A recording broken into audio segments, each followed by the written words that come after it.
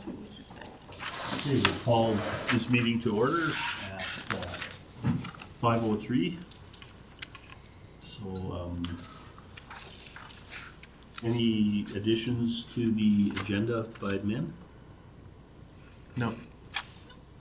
So, could I get a motion? I'll make that motion to adopt the agenda as presented. Okay, thank you. All in favor? Dallin, Tracy? This is Dallin. I'm in favor. Okay, good, thank you. All right, the minutes of the last meeting, December 7th meeting. Is there any discussion? No, I'll make a recommendation the Municipal Planning Commission adopt the minutes of the December 7th, 2022 regular meeting as presented. Any discussion on that? Hearing none, call the question. All in favor? Carried. All right, Dallin, in favor. Tracy as well, sorry. Okay, there you go. I'm in favor. Okay, thank you. All right, we'll move on to 5.1 then, development permit application 15069, 2022. Go ahead. Yep. Peter. For sure. So the applicant owns a 5.78 acre parcel with the legal description of Lot 8, Block 1, Plan 1025167, part of Southeast 195811 west of the 5th. The application is for two discretionary uses. One is that the accessory building shop will be built prior to the primary dwelling, and that the variance, slope setback variance from the 30 meters to 11 meters. The report is attached. This is zoned as country residential, and accessory building is a permitted use, but being built prior to dwelling makes it discretionary use, and the setback variance is also a discretionary use. It was referred to our infrastructure department with no concerns to the request for variance. It is obviously being brought to the Municipal Planning Commission for consideration and decision for discretionary use. A variance may be granted by the Municipal Planning Commission if the Commission believes the development would not unduly interfere with the amenities of the neighborhood and materially affect the use and enjoyment or value of neighboring properties, and the use conforms to the use of the land prior to the land use bylaw. The applicant has provided a slope stability assessment from Parkland Geo-Environmental to support the variance application from top of slope. It was advertised in local newspapers and sent to adjacent landowners with no letters of concern received to date. It's my recommendation that the Municipal Planning Commission approve development permit 15069/2022 for accessory building built prior to primary dwelling with setback variance from the slope with the following conditions. Would you like me to read those? No, I read through them.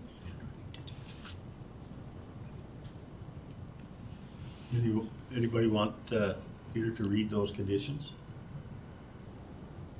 Val and Tracy? I'm good, it's straight. Okay, Go on, good. okay, thanks, Del. All right, so, is there anybody that wants to discuss or have any discussion on that development permit application? Through Go the ahead. chair, I did have a couple of concerns.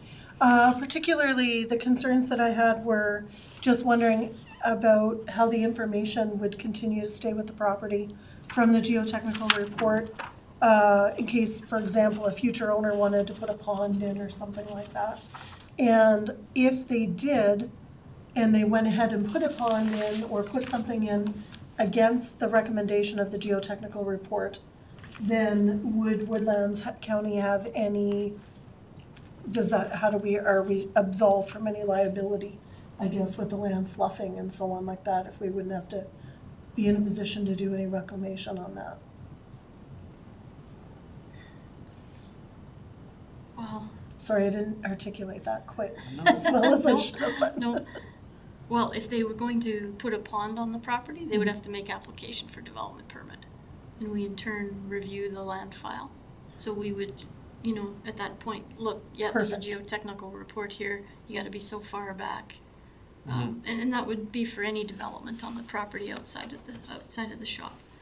We are aware that he's looking to build his residence as well here after he gets this constructed.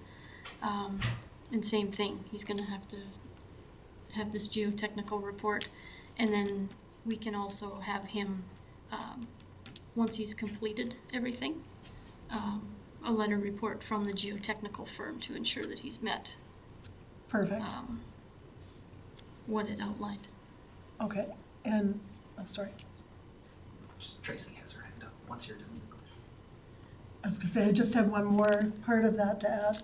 Go ahead. Also, just that my other concern was what kind of timeline or putting the timeline in for construction of the residence. Because at this point in the document, I can't see anything that states that, just there is an intent to build a residence. And I just think that we should have some kind of structure around what that looks like. Like a date to make application by? Yes, something just is gonna protect the property owner themselves in the future and the neighboring properties and their property values, rather than it just being a shop residence. Sure. I have no objections to that. I would probably say make application by 3 years, 2 years? What was his intent? His Do you recall when intent, he- would be, he's gonna try to have the funds to get another report done for his house by, 20, year is it, 2023 now? Yeah. By mid-2024 would be when he wants to start that process, just because he doesn't think this will be built by fall of 2023, and then look into starting come the next spring. So we could put a time frame for application be made by the end of 2024. And then he would still have another year to build it still. I would even be fine with 2025. Yeah, yeah, I think that's fair. Sure. Yeah, 2025 would be fair. Sure. The end of 2025, Yeah. okay. Tracy? I just have a few things, and touching a little bit on what you had just said there is, he has no intent on living in that shop, right? I believe that there is intent until he builds his primary residence. Just put his fifth wheel in, wasn't it? Right, yeah, he's gonna store his fifth wheel in it and live in that inside the Okay. shop. Yeah. Okay, the comments that I have about this is just on the geotech, on the report under discussions, like they're talking about extensive watering of the lawn, trees, and so how do we monitor those kind of things? Can you put debris down in that site? Like if he's building a new residence, he's probably going to be watering lawn and shrubs and stuff. Like, I don't know what excessive means, but how do we get away from being liable for that? That is a means of the court. And actually, based on that article that we sent you there, Tracy, I think some of that would apply to this situation as well, is that they have a due diligence to follow what the report indicates. And as long as we've followed up to ensure that they've met the stuff that we're responsible for, and we've done our due diligence, that takes it away from us. Some of this stuff would be probably safety code issue stuff as well, so that they're brought into the mix as well. So would we want to put any of those discussions in as recommendations? The condition is that he meets the recommendations of the report. Okay, so that's part of how we're covered with that comment. Yeah. Correct. Okay, I just wanted to verify that. Thank you very much. Yep. Dylan also had his hand up. Dallin? Yeah, so further to previous questions, how do these conditions, if somebody else bought this going forward, we would have provisions that they couldn't put a pond or something, but how do you pass on these recommendations from the geotech report? Somebody's gonna buy it, that they don't put in an irrigation system, that they don't put clippings on that hill. Is there any way to chase that down the road if something gets purchased? Again, it's in the land file itself, and we've got, when people generally purchase property, they come in, do I need a development permit for this, that, or whatever it might be? We pull that land file and we bring that geotechnical report to their attention. Or even when people are purchasing, we, again, often we get clients in that we go through the existing land file and we discuss those geotechnical reports or whatever may be in there. Okay, fair enough. So basically due diligence on It would be on Yeah, the it's- purchaser's it's due on, diligence. yeah, it's the purchaser's due diligence. that. Okay, perfect. Thank you. Like, for instance, at time of subdivision, we will occasionally have where we've got a geotechnical report attached to that subdivision, then it's actually registered on title. But it's interesting to see that often when people come in, they don't realize that there was a registration on that title. They're not even aware of it until they come in and see us. So even having it registered doesn't always help the fact that it's there. Okay, thanks. Tricia? Would registering it on the title be possible in, like, I know you mentioned not everybody would know, but would it improve the chances of potential future buyers knowing? Like, or, and then I guess my question is there anything that we can do that would improve the chances of future buyers being aware of it? At time of development, no. Subdivision, yes. But it's only a 5-acre section, right? Yeah. So they're not gonna subdivide it, I wouldn't expect. No. You know, so that's yeah. my question, is there anything that we could do that would improve that communication or the chances of that communication happening? Not at time of development, no. It's almost a step ahead of itself. Yeah, it's after.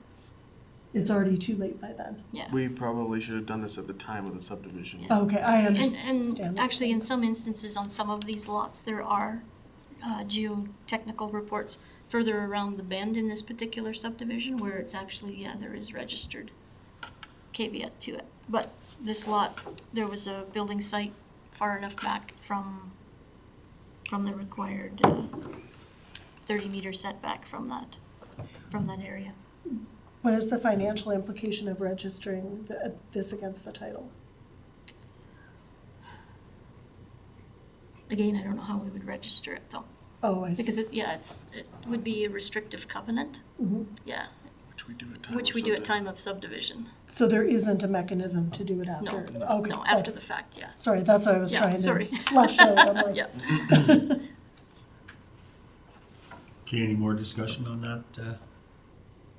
I just have one question, and that is, if we go ahead and approve this, and I know we've done this in the past where approved a setback to a certain limit, and there's tape measures get a little fuzzy, so things get moved a little closer than they Yeah. maybe should be towards slopes. Is there a condition that can be added, or could we add a condition where the corners are located on the building for the for an inspection prior to build, Yeah, we just have, so that we're comfortable with where this thing is relative to the site? Because again, and you might know what I'm getting at, but I think you exactly know what I'm getting at, and I'm not trying to be a pain in the hoo-ha here, but you know, if it looks like it's a safe approval as long as it goes where it should go. So- and you could ask for a survey distance to ensure that it meets with the geotechnical report. So it's just a survey Yeah, verifying, yeah, the distance. They're still responsible. An Alberta land surveyor, yeah. and that's not an overly onerous thing or expensive, is it? Oh, probably $1,500 probably to have them come out and do a shot, I'm thinking. 1,600 to a shot? Yeah.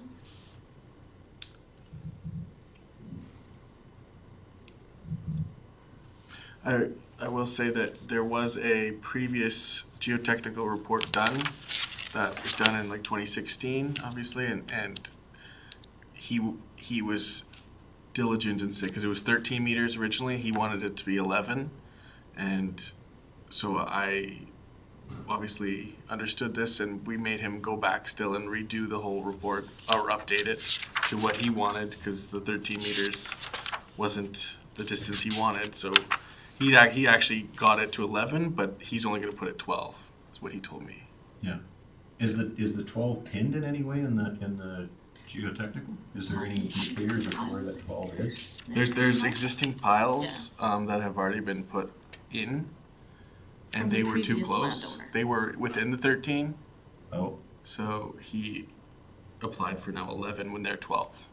so we've got a good idea where this is. Where it's We going to really be, don't yeah, need we already know. a survey. Yeah. Okay. All right. All right, so I'll entertain a motion then.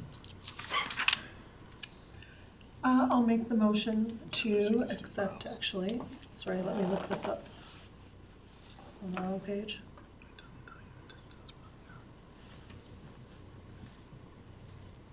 Sorry. There's No lots of problem. extra pages.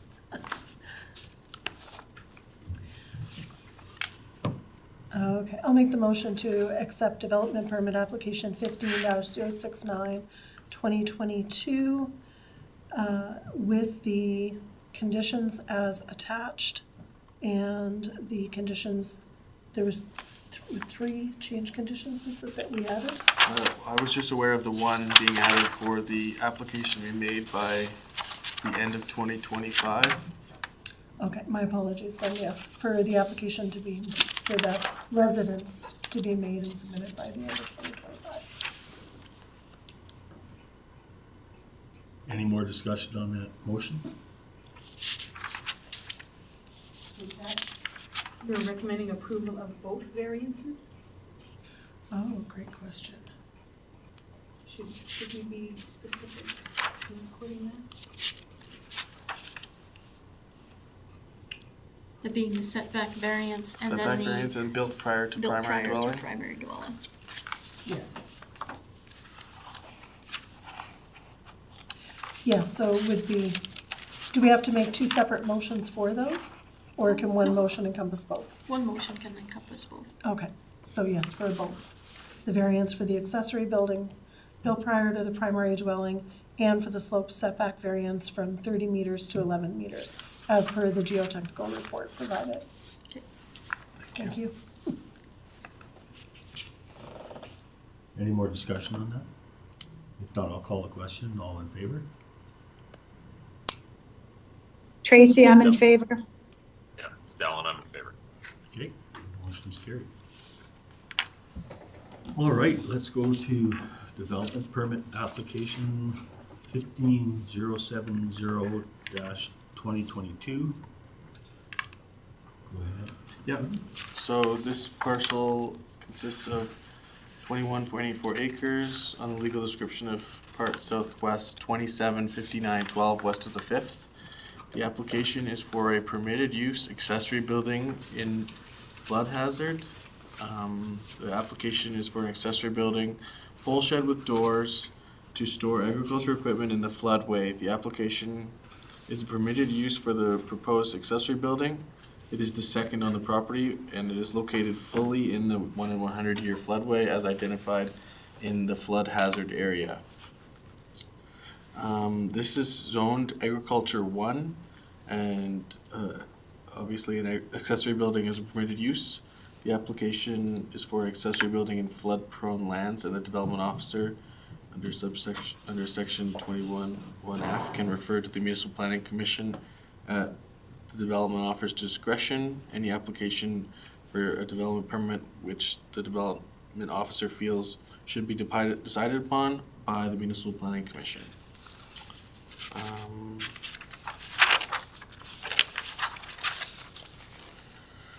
The parcel is within the floodway as determined by the study. The map is attached. Accessory buildings such as garages, shops, commercial, and industrial buildings will be permitted in the flood fringe, provided that the application is accompanied by a qualified engineer identifying flood mitigation techniques. Any development in the flood hazard area will require a report from qualified engineers. This report must identify and take liability for the method of mitigation. No development other than roads, bridges shall be located in the floodway with an exception of where residential dwelling exists. One accessory building shall be permitted up to 3,000 square feet floor area. Buildings and structures may be built in the flood fringe provided they are designed and built to minimize flood damage. They are in accordance with the guidelines of standard flood prone areas issued by the province of Alberta, other stuff. All mechanical and electrical installations are set 0.5 meters above the 1 in 100 flood elevation. The application was referred to the MPC, and the variance provisions. The Municipal Planning Commission may approve an application for the development permit, notwithstanding that the proposed development does not comply with the bylaw. If in the opinion of the Development Authority, the proposed development would not unduly interfere with the amenities, materially interfere with or affect the use, enjoyment, or value of neighboring properties. In approving the application for a permit, sorry, I'm getting ahead of myself. It was advertised for 2 weeks in local newspaper as a permitted use to be reviewed by the Municipal Planning Commission. Letters were sent to adjacent landowners advising of the application with opportunity to comment, and none were received. It was referred to the town as it is in the IDP, and they did not reply.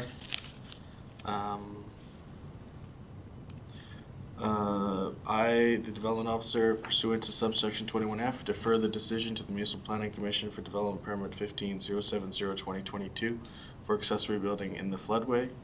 The Municipal Planning Commission may consider approval or refusal for the development permit based on the location of the structure being in the proposed floodway. And then I have a list of conditions if you decide to approve and reasons for refusal. Would you like me to read any of those? No, I've read through them already.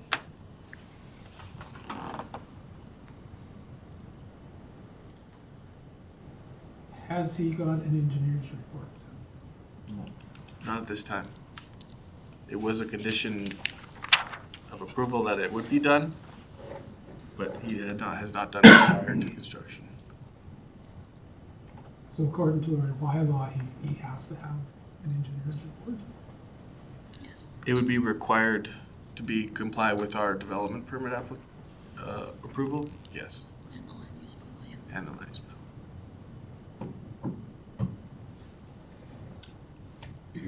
I do have a question, it's Tracy.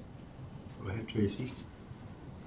He's indicating that he wants to build, is it 70 by 160, is that correct? Yeah. So does that exceed the accessory building that we,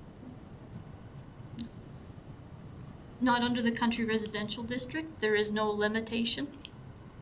okay, Is there within the floodway though? 300 square Yeah, feet. 300 square feet, so 3,000. that, 3,000 square feet within a floodway. okay, that so would be a he's, that would be a he's in the variance that would be fringe, not the required. floodway? Sorry? He's in the fringe, not the floodway? He's floodway. He's floodway. Okay, so the 3,000 does not apply to him? Yes, It would. You would have to approve variance to go larger than 3,000 as well. But that's what his permit's for, is larger than 3,000. Yes. Correct. A lot larger than 3,000. That's 11,200. 11,200.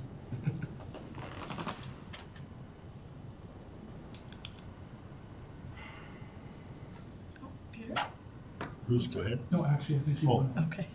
I just wanted to interject and say, I know myself looking at this property and seeing that it is in the flood path, and I'm not comfortable with approving it in the flood path. So with it looks to me like there is potential for land available for it to be put on the flood fringe. So if this person wants to build needs to build this, it looks like there is other property on this parcel of property that they could put it in, be in the flood fringe, and then just be looking to build bigger than 3,000. But on the floodway, it's not something I can approve. Bruce, go ahead. If he's in the floodway, and if he raises a pad up to build above what they're saying is the 100-year flood level, does that make a difference? It doesn't. It doesn't? Not according to our land use bylaws, it doesn't. We do get a lot of inquiries about that, or people wanting to just berm up there. But then you'd have to get a whole new flood study done, because where does the water go now versus other, like once you build land, then the water's gonna go somewhere else, and then somewhere else might be affected into the flood hazard way now also. So we do not allow that within our land use bylaw. Essentially what council had done back in the day was, once we discovered that a lot of the areas were in floodway, is to provide people the opportunity that say already had a residence but didn't have existing outbuildings or whatever it may be, is that they would permit one accessory structure within the floodway area. This property, and that was indicated to Mr. Govenlock that, you know, this is in the floodway. Under our bylaw, no development shall occur there. You know, and in looking at it, he already had an accessory structure in the flood fringe area. And he's kind of indicated that he'll build regardless, which means then we have the task of issuing a stop order because he doesn't have a permit. But yeah, as to whether we approve it or refuse it, either way, we're probably gonna have some follow-up that we'll have to deal with in this particular case. It's unfortunate that the province didn't pursue further what the regulations were in the floodway and what potentially could be permitted or whatever may be, but currently no development in floodway because it's where the fastest moving water is, etc. In this instance, it is a ice jam. It was based on an ice jam analysis, so it's more likely going to be ice that backs up and dams, which is probably more detrimental than water, flowing water. But yeah. Bruce? And this flood map, that was the province that did the flood mapping, right? We had the municipality in 2012, because we were having so much pressure with development, approached the province. They wouldn't do it on their own per se, but they did with the county. They partnered with us. So we paid the piper. They assisted us with NHC consulting to do the study, and they have approved this mapping.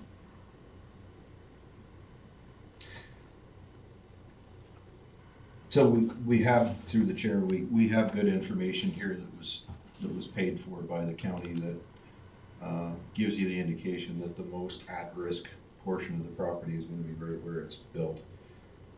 Again, I think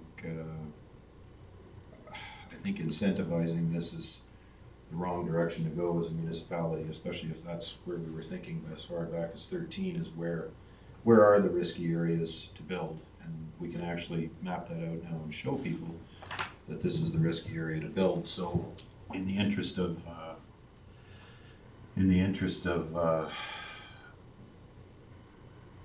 that, I would support, maybe bringing it back and looking at it in the flood fringe, because there is some flood fringe to look at, but not in the floodway that he's got there, in the area that he's got. So for that, I can't get behind it. I'm just looking for the rationale here for the action. Yeah, and I kind of share that as well, because even if even if there was an elevation change, the erosion factor is still going to be there. And I do question why you would take that risk if you have an alternative place even in the flood fringe that would be better suited. You know, that would be my first, because at the end of the day, we can change and say, yeah, we'll accept that, but then we also accept the liability because we made the decision. And I'm not really willing to do that given the circumstances that we're looking at facing down the road. Bruce, go ahead. Through the chair, I feel we did the flood mapping for a reason, Yeah. so I can't support this building in the floodway. If it were in the flood fringe, it would also still require engineering, and is that maximum square footage still only 3? No. No. Then you could go larger too. It just makes more sense to move the building. So essentially here's what we're saying is that we would have to accept an 11,000 square foot building in an area where only a 3,000 square foot one would be permitted currently. Yes, if there wasn't already an accessory structure, I think, also, because this would make it 2. So there's also that variance, larger than 3,000 square feet variance. Yeah, no engineered report submitted at this point. Okay. Yeah. Oh, I'll take the bullet. I would make the motion then that the MPC deny application permit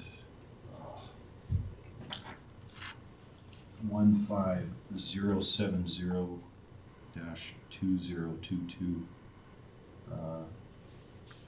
for the reasons of it being in the floodway.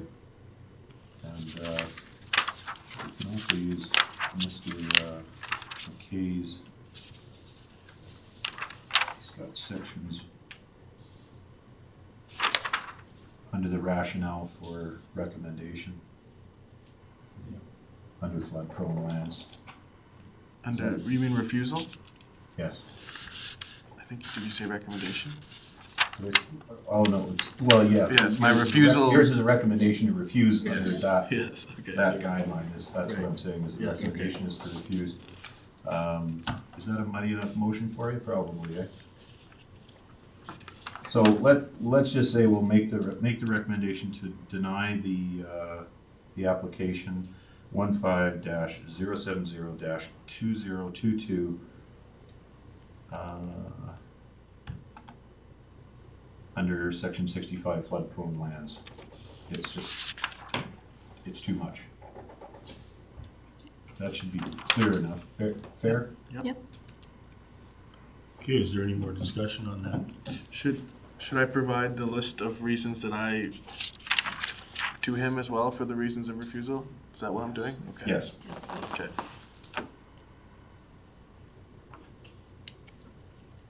Any more discussion on that? Okay, I'll call the question. All in favor of that motion? This is Tracy. I'm also in favor. Dallin, I'm in favor as well. Okay, thank you. Motion is passed. So then we will go to our item 7. The next meeting will, have you got anything that you know? Nothing yet. Go around yet? No, No. nothing yet. Okay. Should we double check? Okay, thank you. So then we just need the final motion. Mr. Burrows, Motion to adjourn? all in favor? Tracy, I'm in favor. Dallin, I'm in favor. Okay, thank you. Motion's carried. Meeting is adjourned at 5:37. Have a good night, you guys. Yeah, You thanks. too.